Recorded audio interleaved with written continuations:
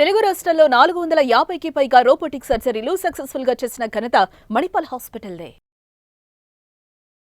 అందరికీ నమస్కారం.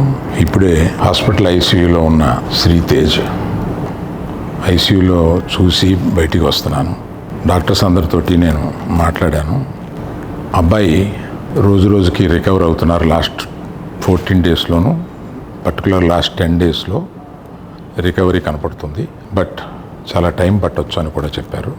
ఇలాగా ఆ అబ్బాయి కోలుకోవడానికి ఏమైనా చేయడానికి మేము సిద్ధంగా ఉన్నాము.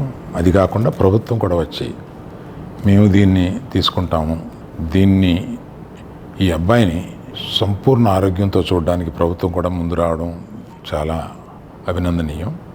చాలామంది అభిమానులు కానీ, బంధువులు కానీ, మిత్రులు కానీ అల్లు అర్జున్ ఎందుకు హాస్పిటల్కి వెళ్ళలేదు అని అడుగుతున్నారు. దానికి కారణం చెప్తాను.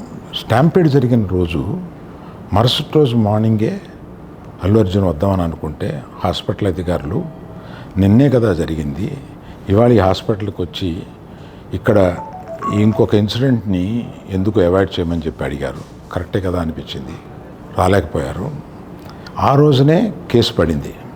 ఆ కేసులో పడిన తర్వాత మన legal team headed by Niranjan గారు strongly advised Bunny should not go to the hospital at all or meet the parents ఇట్లా అని చెప్పి గట్టిగా చెప్పారు.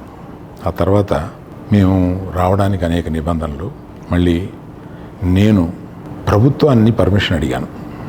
నేనన్నా కనీసం వెళ్ళి చూస్తే బాగుంటుంది అని.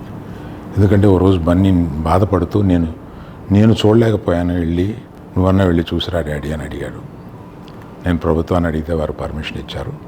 ఈ పర్మిషన్ నాకు ఇచ్చిన చీఫ్ మినిస్టర్ గౌరవనీయులు రేవంత్ రెడ్డి గారికి, పోలీస్ శాఖకి, మన హాస్పిటల్ అధికారులు, సిఇఓ గారు అభిమన్యు, మెడికల్ డైరెక్టర్ సంబిత్ గారు, వీరందరికీ, హాస్పిటల్ వర్గానికి అందరికీ నా కృతజ్ఞతలు తెలియజేస్తున్నాను.